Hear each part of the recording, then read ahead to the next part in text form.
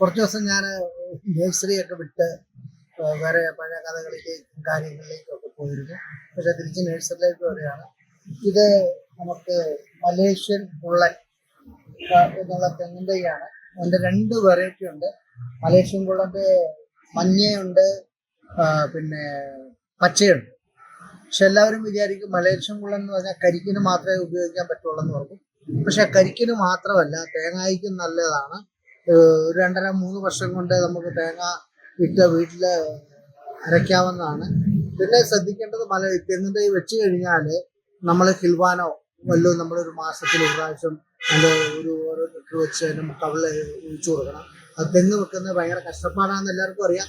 പക്ഷെ അത് ഒഴിച്ചു കൊടുത്താൽ ഈ വണ്ടിൻ്റെ ശല്യം, ചെമ്പൻ ചെല്ലി കൊമ്പൻ ചെല്ലി 2 സൈസ് വണ്ടുകളാണ് തെങ്ങ് നശിപ്പിക്കുന്നത്. ഈ കൊമ്പൻ ചെല്ലി വന്നാലാണ് അകത്ത് കയറി പ്രശ്നം ഉണ്ടാക്കുന്നത്. ചെമ്പൻ ചെല്ലി എന്ന് പറഞ്ഞു കഴിഞ്ഞാൽ ഓല കട്ട് ചെയ്തിട്ട് പോവുള്ളൂ, കുഴപ്പമില്ല. പക്ഷെ ഇത് അടിയിൽ നിന്ന് വരെ തുറന്ന് കയറും ഈ വണ്ട്. ആയതിനാൽ അതിന് പ്രത്യേകം മരുന്നുകളൊക്കെ കണ്ടുവരുന്നേ ഉള്ളൂ.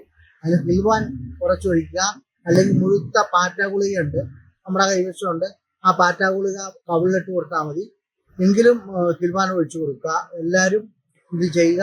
തെങ്ങിൻ തൈ വെക്കുക. എല്ലാവരും ഇത് ലൈക്ക് ചെയ്യുക, സബ്സ്ക്രൈബ് ചെയ്യുക, മറക്കണ്ട. വീണ്ടും കാണാം.